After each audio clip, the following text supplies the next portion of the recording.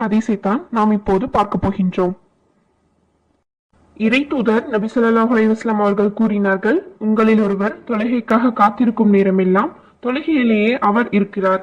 மேலும் அவர் தொழுகை முடிந்து எழாதிருக்கும் வரை அல்லது அவரின் உளு முறியாமல் இருக்கும் வரை வானவர்கள், இறைவா இவரை மன்னித்து இவருக்கு கருணை புரிவாயாக என்று பிரார்த்தனை செய்கிறார்கள் என்று அபூ ஹுரைரா ரலியல்லாஹு அன்ஹு அவர்கள் நபி ஸல்லல்லாஹு அலைஹி வஸல்லம் அவர்கள் கூறியதாக அறிவிக்கின்றார்கள்.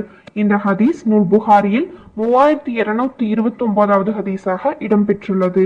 இந்த ஹதீஸில் வருவது போல் நாம் ஒரு தொழுகையை முடித்த பிறகும் அல்லது ஒழுவோடு இருக்கும் பொழுதும் நமக்காக வானவர்கள் அல்லாஹ்விடம் பிரார்த்திக்கிறார்கள்.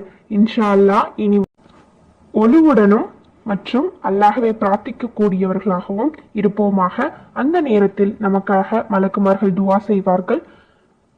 இந்த வீடியோ பிடித்திருந்தால் லைக் செய்து நம்ம சேனல்